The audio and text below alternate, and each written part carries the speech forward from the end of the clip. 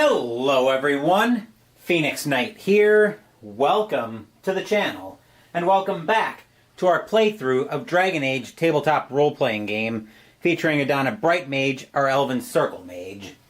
In our first scene, or Brightmare I should say is her name, yeah, Adana Brightmare. In our first scene we had the arrival at Amaranthine, where we were looking for our mage trainer. Unfortunately our mage trainer is nowhere to be found, but we did meet a friendly apothecary who turned out to be friends with our mage trainer, who told us about the mage trainer living in a mage tower just outside of Amaranthine. Just to show you on the map where we're at, here in the country of Ferelden, we're in the country of Ferelden, down here in the south. If I can hold the, actually I can probably just do this. We're down here, and we're up here in the town of Amaranthine, right on the border with, what is that, with Brandal's Reach.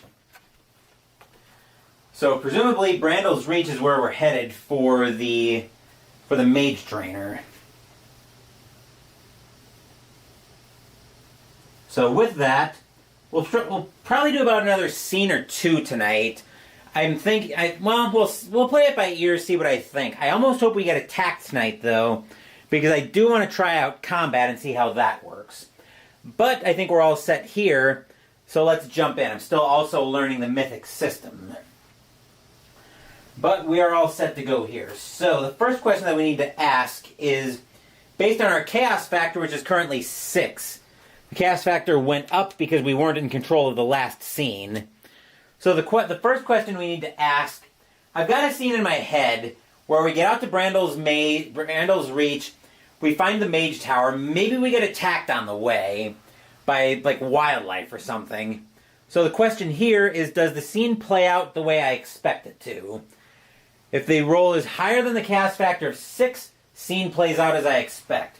If it doesn't, then if the roll is odd, I believe, I'm going to double check this, but I think if the roll is odd,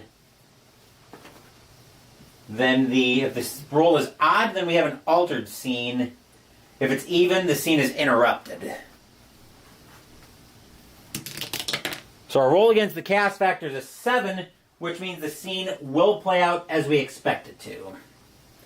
So, we last picked up with Adana turning in for the night, deciding to get some sleep over at the inn that she checked into. So now we're waking up in the morning, surveying the room. It's a fairly plain room, well furnished. For a port city with all the people coming through, it kind of has to be. Quarters are to our liking, so we head downstairs into the tavern. We have a nice healthy breakfast, and we're all set to go for the day. We're all paid up. Let me grab my pencil just in case I need to make any notes on the character sheet. So I'll be right back for that.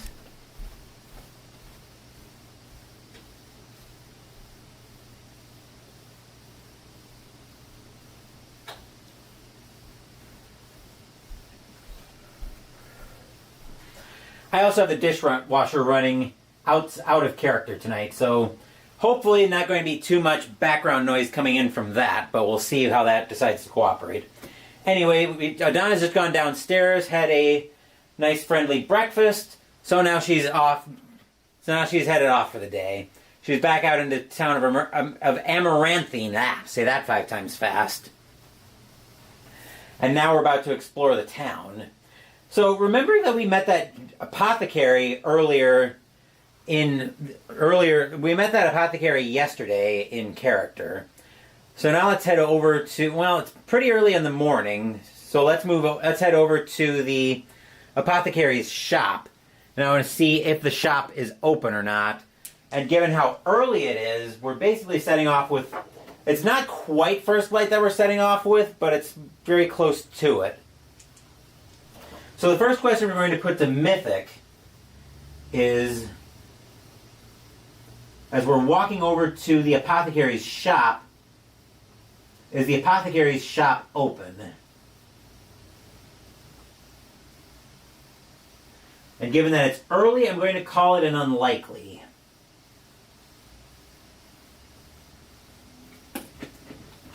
So the way the rule works in Mythic is we're based on our chaos factor. We're now at a chaos factor of a 6 because our chaos factor went up due to the last scene being out of our control. Which reminds me, I'm going to make a note here. Didn't mean to jar the camera. Scene in control. So since we're at a chaos factor of 6, and I'm framing the question as an unlikely, we're at the same thing we would have been with a chaos rank 5 on a 50-50. So if we roll at the number and lower, then the answer to our question is yes. If we're above the number, the answer is no.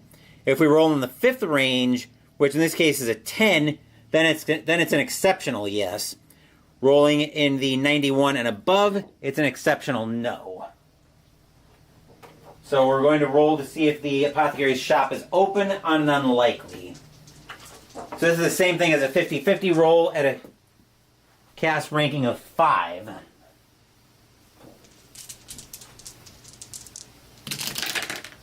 And it turns out that's a 49. So actually the apothecary's shop is open.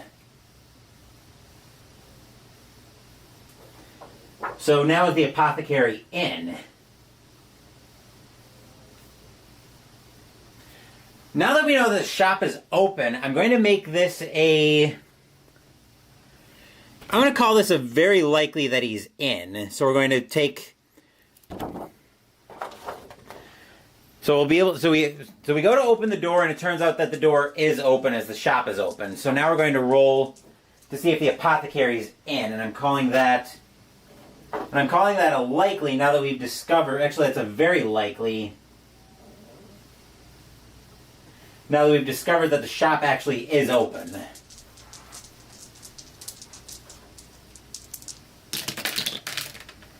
That's a 97, so actually he's not in, which is somewhat surprising. So are we greeted... So I guess the next question is, are we greeted by is anybody in the shop?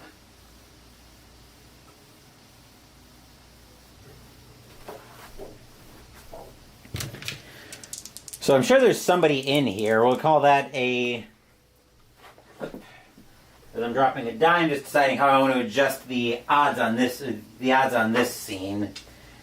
Since the apothecary is not in, let's call it a... Actually, 97, that was a very likely...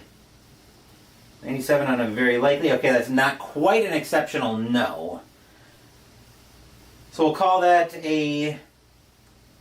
We'll call that a likely to ask if anybody's in.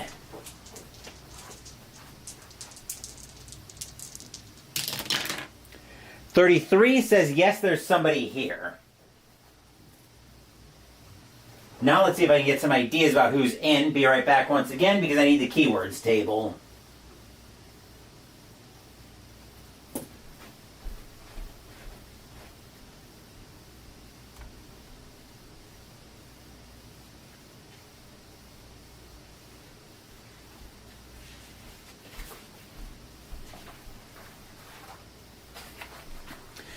We're going to be using the keywords table out of part 2 of the Solo Adventures Toolkit. If you recognize this, it's because it's the same thing I was using when I was playing Call of Cthulhu on Monday. So I actually need a D8 out of... Actually, I've got a few sets of dice over here. Which, of course, is not in that set. Here's a D8.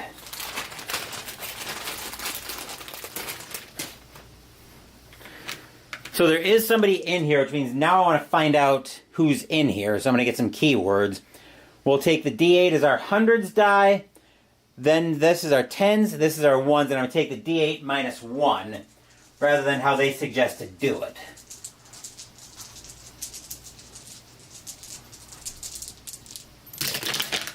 Let's see, that's a 756. 756 rope.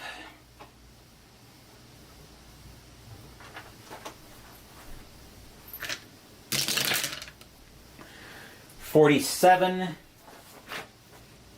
glowing. And 444.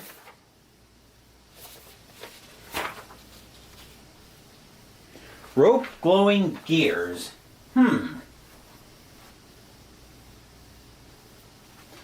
Rope glowing gears. I would think the glowing is probably going to be something either magical or potentially something, I was going to say medicinal, and it's probably not very likely to be. I think we're going to go with magical from the glowing. So my first thought is we've got a magical rope in here that's attached to a pulley system of some kind, but I'm not sure what it's for. Maybe like an alarm system. So magical rope on a pulley, like a primitive alarm system.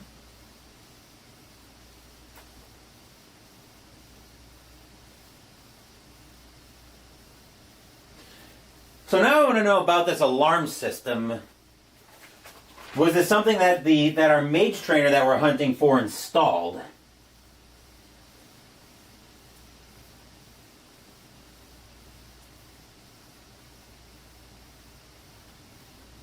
And given that the two of them are friends, I'm going to make this we're going to call this a somewhat likely.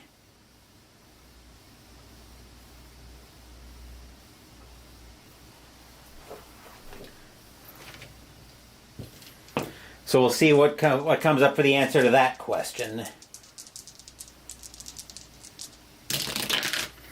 That's a 29. Yes, the mage trainer did install this, which I figured as being likely. Now we need to figure out what purpose it serves. So that'll send us back to the keywords table to get some ideas. I don't know if this is going to be like a direct connection or something to the mage tower, but let's see what comes up from the keywords table. 407. 407 familiar.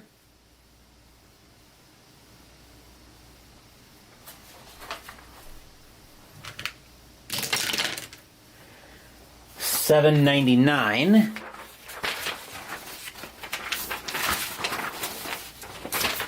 Let's see, $7.90. There is no $7.99 on here, so let's roll again for that.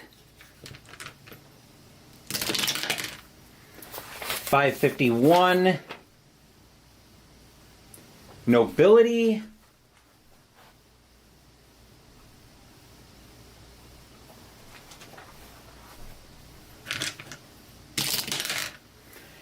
$6.50. Original. Well, it definitely makes sense that it's an original something, as only the mage trainers installed it here. Familiar and nobility. So maybe the two of them are both fellow nobles, and they've got a direct line to each other. So I guess let's pull on. Well, so it doesn't. So it's glowing, which makes me think it's probably not. So direct line to each other. It's like a direct connection, whether it's some kind of a portal or something to that effect. So I guess now the question is, do I pull on it? And I think the answer to that question is yes, let's give it a pull and see what happens. We're going to pull on the glowing rope. So now does anything happen when we go to pull on the rope? I'm going to call that given that I think this is going to create a portal of some kind and potentially, actually before we do that, let's roll a magic check on this just to see actually what. Yeah, let's roll a magic check on that glowing rope.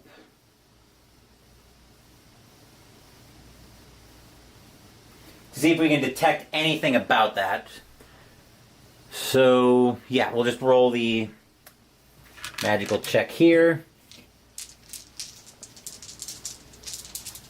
And we'll add our focus to this. Let's see, that's a 10 plus 4 is 14. So there is something magical about this rope and what this is setting up.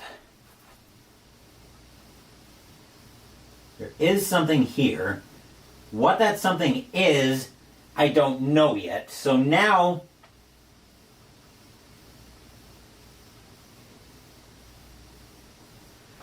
let's pull on the rope and we'll get some keywords to see what happens. So now we pull on the rope and we'll roll some keywords to get some ideas. 355. Wary.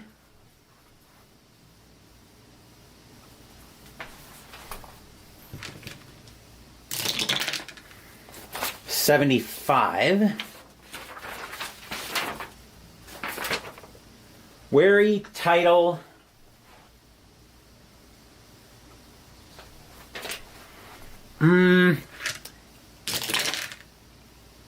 $400. Ruined.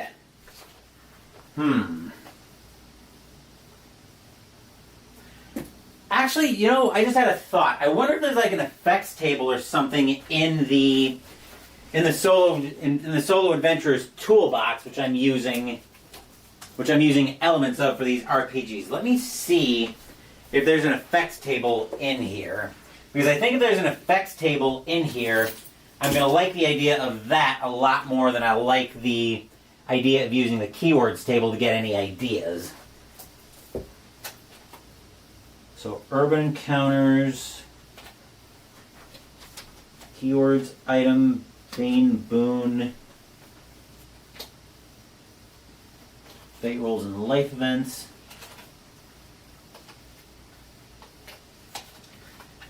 No, and I don't really want a spooky effect from.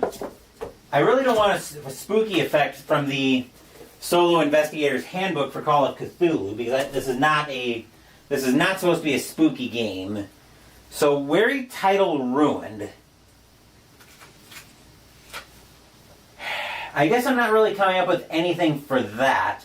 So I think we're going to call this here. Actually, let's put it to Mythic and see if anything happens.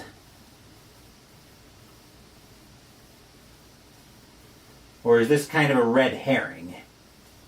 Let's call it a 50-50 on the...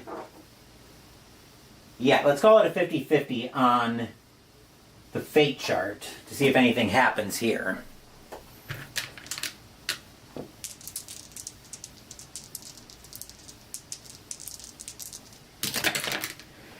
That's an 86, so actually nothing happens when we pull on the rope.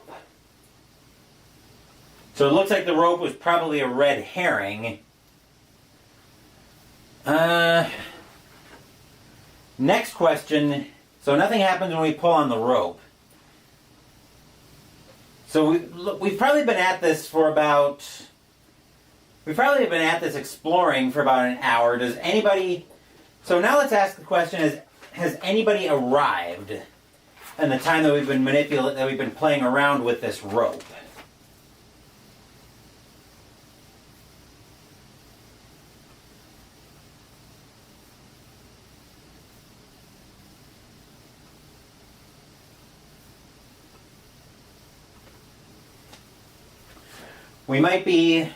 I'm going to call that a somewhat likely. Because we've been in the apothecary's shop for a while. So somebody's bound to walk by and wonder what we're doing here. That's an 82 on a somewhat likely. And yes, somebody arrives. Is it the apothecary coming in? I'm going to call that a very likely that it's the apothecary.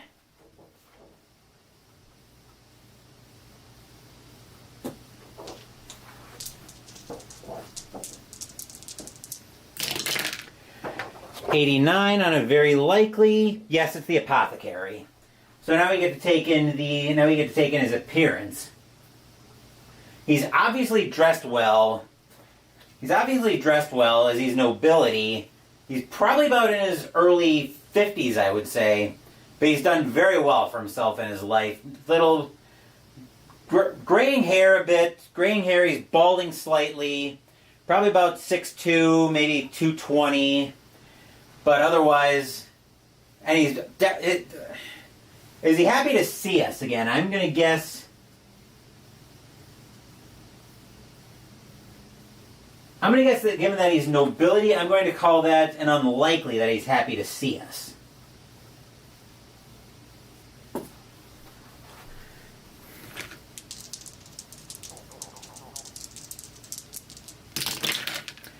That's a 59.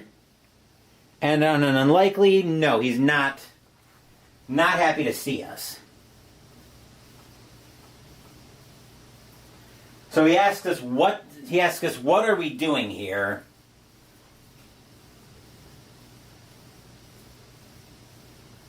He sees us manipulating this glowing rope, and he's wondering what we're doing with it. Donna explains that she's trying to find her mage trainer, was hoping that he'd be able to help us out. But now we have to explain why we're screwing around with the rope. So we're going to roll a...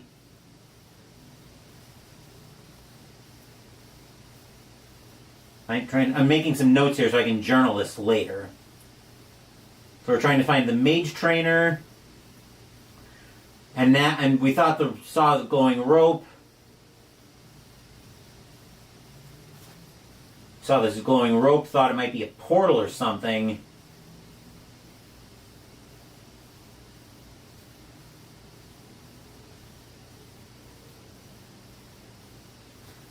So now we have to roll a communication. So now we're going to roll a communication check to see if he believes us.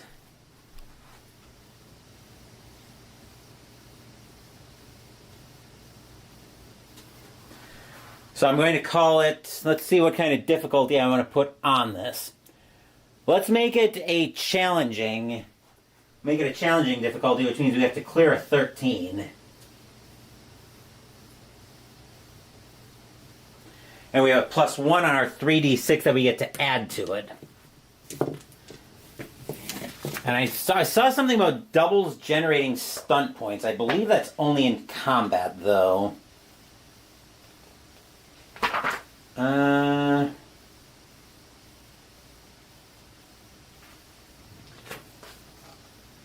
Don't think so.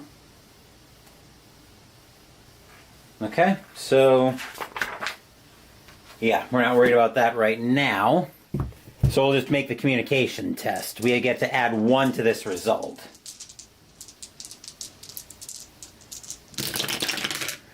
Wow, that is a natural 18. +1 is a 19. So he believes us straight away. He's like, oh, I'm sorry. Oh, that's quite all right. At least you didn't steal anything. And as it turns out, I'm actually on my way out to the mage tower if you want to accompany me. So we're actually kind of glad for that we've now got a road out to, now that we've got a ride out to the mage tower. So we're grateful for the help, and he says, great, great. We're just I'll just get ready here and then we'll set off. On my way to the tower. Can tag along. So we are going to be grateful for that. And that's probably a good place to end the scene. So I'm seeing my laundry timer pop up, and thankfully I'm not hearing anything in terms of the dishwasher. So that's probably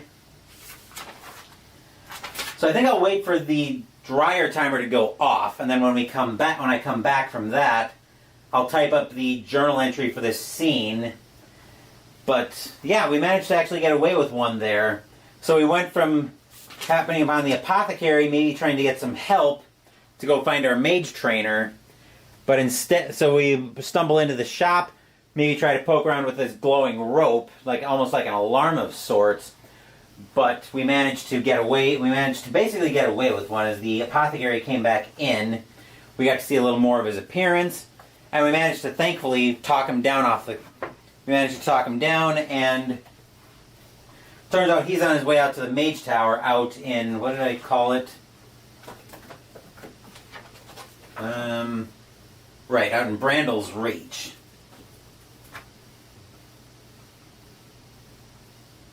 Maybe we'll offer him a little bit of money to tag along, but given the success of the communications check and how spectacularly we succeeded at that, he'll say, no, don't worry about the money. I'm on my way there anyway, and I'll be happy to have the company anyway. So, we'll work on fleshing out that story in a little bit.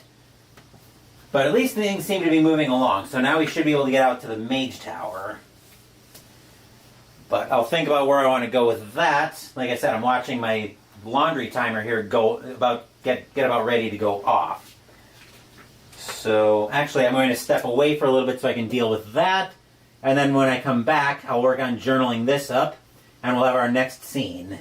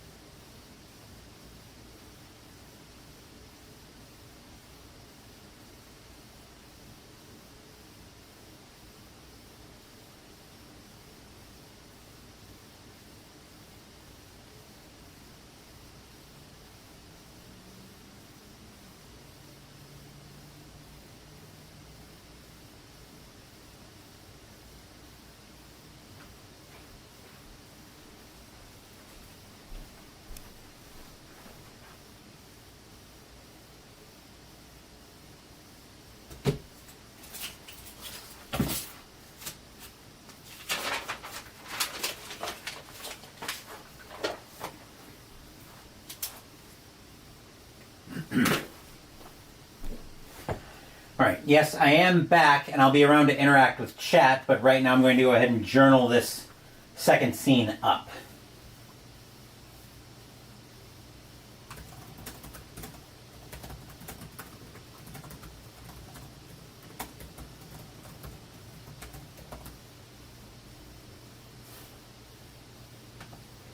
technically this isn't officially a journaling RPG or a journaling system to begin with, but I do like journaling everything to kind of write a story for what the character is going through.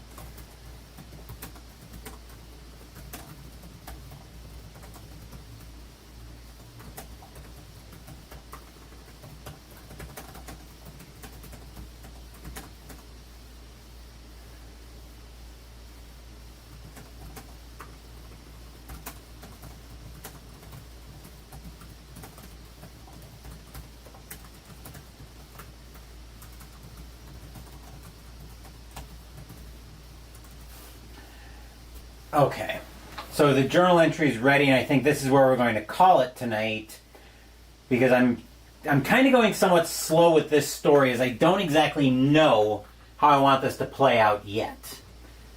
So coming back to in-game, we'll go through tonight's journal entry. I had a good night's sleep in the inn in Amaranthine.